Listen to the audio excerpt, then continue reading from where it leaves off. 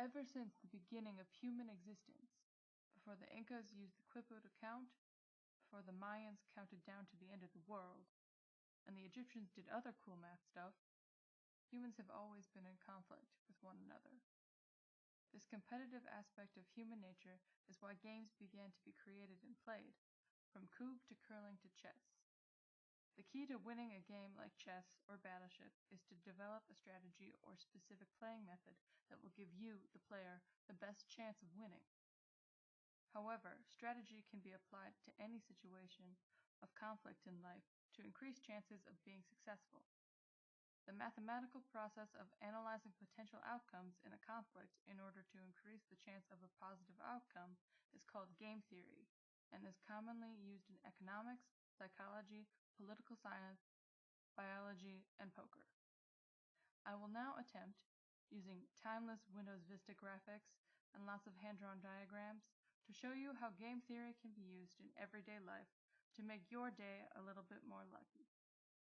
Roger B. Myerson defines game theory as the study of mathematical models of conflict and cooperation between intelligent, rational decision makers. Game theory was proven by John von Neumann in the 1940s. Game theory is frequently used to describe outcomes in two-person zero-sum games, in which one player gains as a direct result of the other player's loss, but can also be used to describe much more complex conflicts. Because game theory doesn't just apply to the formulated situations of board games, conflict analysis or interactive decision theory have been proposed as alternative titles for this kind of math, but game theory just sticks. Game theory problems can be notated in different ways, but they are mainly seen in matrices or tables. One other form of notation is extension form, which is in the shape of a decision tree. Now, onto our main story. This is Isabelle. She's just living her life, and she's pretty great at it. However, there are some things in life that she would like to be better at, or rather, win at more frequently. In this presentation, we will be looking at examples of game theory in Isabelle's real life and develop some strategies for her to be victorious. Now, armed with only a toy K'NEX car as her weapon, Isabelle prepares for battle. Problem 1. Isabelle versus Mr. Last. Isabelle goes to pre-calc, where she discovers the class playing a multiple choice review game, and whoever beats Mr. Last at it will win a lifetime supply of pie. Isabelle crushes the game, and she's eventually the only one who can beat Mr. Last.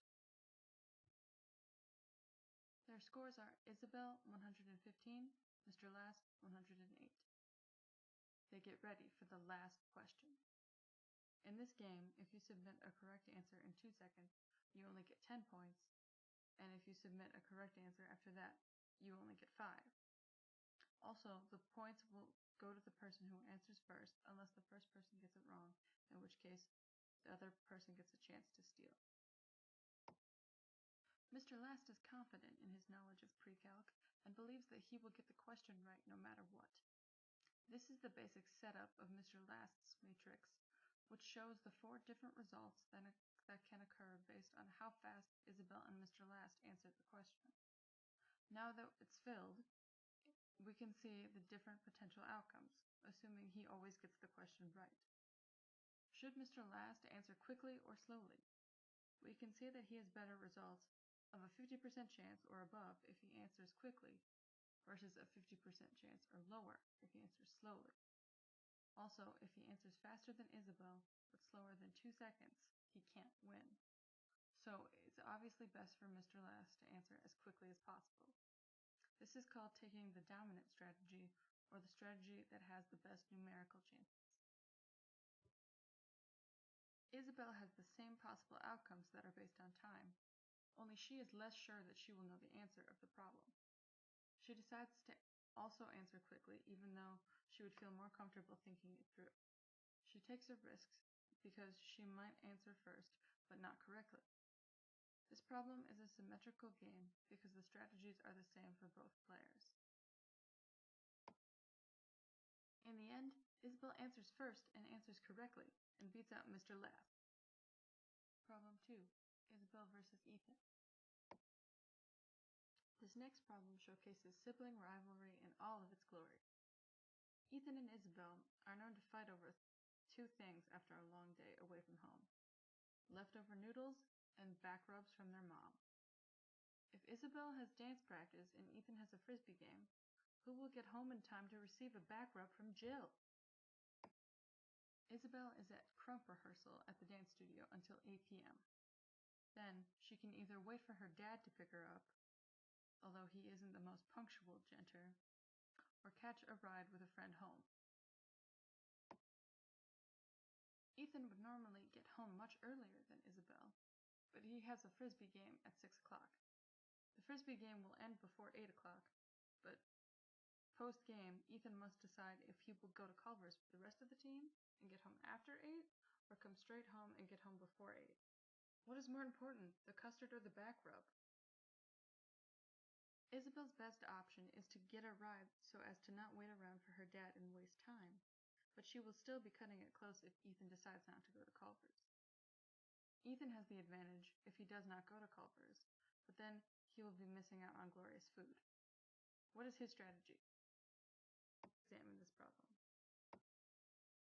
In the end, Isabel used her game theory knowledge and got a ride from the studio right after class was done. Ethan, however, didn't pay attention to game theory, or maybe he just really wanted Culver's, and he stayed out with the frisbee team at Culver's to celebrate the team's win while Isabel relaxed at home. Isabel also attempted to win at rock, paper, scissors using game theory. Here's how that went. On the first try at rock, paper, scissors, Isabel and Josh both played rock. Because there is no real strategy in rock, paper, scissors, you get the same variables every time you play. The best strategy for rock, paper, scissors is to keep your plays random and to not try to create a pattern of any kind that's detectable. This worked much better for Josh and Isabel, even if they were playing in slow-mo fashion.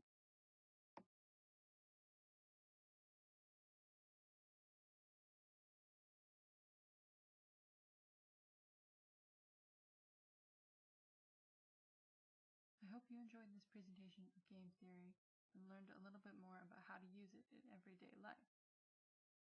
Okay, I'm done now, so I'm gonna go watch Isabel play Slither, which is far too complex for me to analyze.